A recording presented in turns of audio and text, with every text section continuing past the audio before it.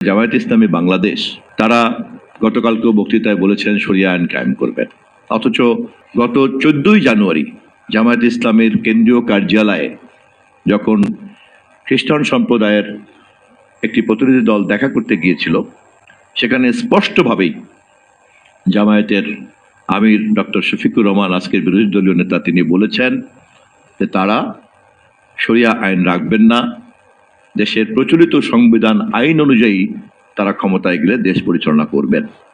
আমরা বাঙালি অবাঙালি, বাঙালি পাহাড়ি এই বিভাজনের অবসান ঘটিয়েছিলাম বাংলাদেশি জাতীয়তাবাদের রাজনীতি করে।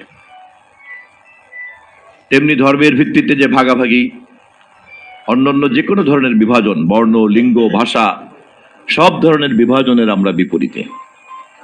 বাংলাদেশি জাতীয়তাবাদ কথাটা বলার মধ্য দিয়েই একটা বহুত্ববাদী রাজনীতির কথা আমরা বলেছি, একটা বহু চিন্তার বৈচিত্র্যের কথা আমরা বলেছি, এবং বর্তমান সভ্যতার জন্য এটা একটা বড় চ্যালেঞ্জ।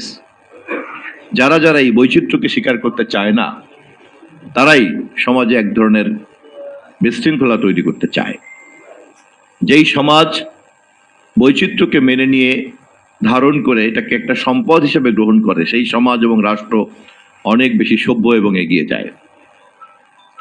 মার্কিন যুক্তরাষ্ট্রের উন্নতির আজকে যতগুলি কারণ, তার মধ্যে সবচেয়ে বড় কারণ পৃথিবীতে সবচেয়ে বড় ইমিগ্রেন্টের রাষ্ট্র। এত ভাষা, এত ধর্ম, এত রং, এত বর্ণ, এত জগৎ, এত সংস্কৃতির সংমিশ্রণ ঘটেছে মার্কিন যুক্তরাষ্ট্রের রাষ্ট্রীয় কাঠামোর মধ্যে, এবং এই সকল বৈচিত্র্যকে ধারণ করে চলতে পারার কারণেই কিন্তু আজকে তারা একটা উন্নতির শিখরে উপস্থিত হয়েছে।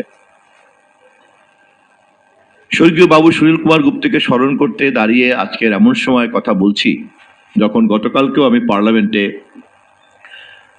মহামান্য রাষ্ট্রপতির বক্তব্যের উপরে ধন্যবাদ প্রস্তাব দিতে গিয়ে আলোচনা করেছি। কম বেশি যারা আপনারা গণমাধ্যমে দেখেছেন, আমি মনে করি সে বিষয়টা এখানেও প্রাসঙ্গিক। আমাদের বিরোধী দল 11 দলীয় জোটের নেতা, বিশেষ করে জামায়াত ইসলামী বাংলাদেশ, তারা গতকালকেও বক্তৃতায় বলেছেন শরিয়া আইন কায়েম করবেন, অথচ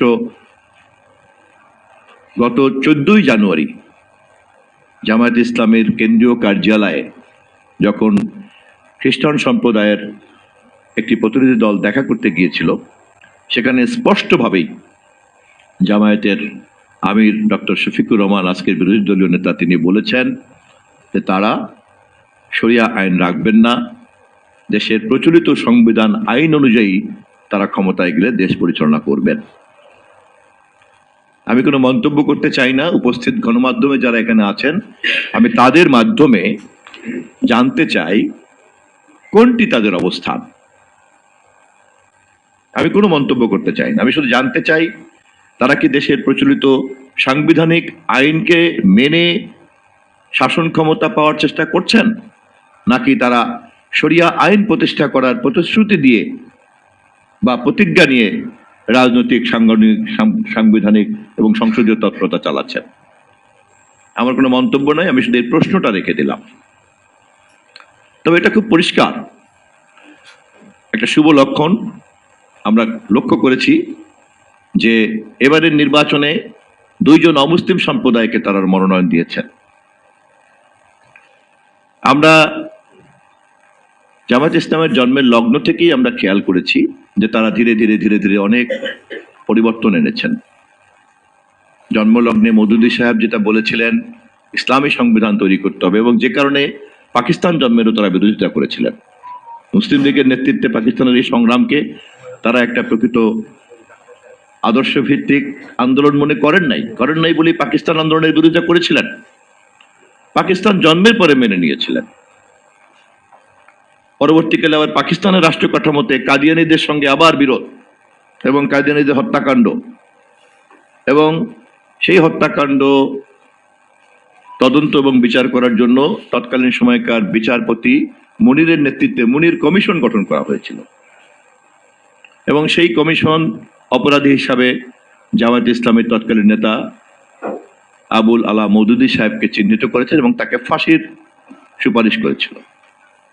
পরবর্তীকালে ফাঁসির আদেশ কমিয়ে তাকে কারাবন্দী থাকতে হয়েছে বছর দুয়েকের মতো।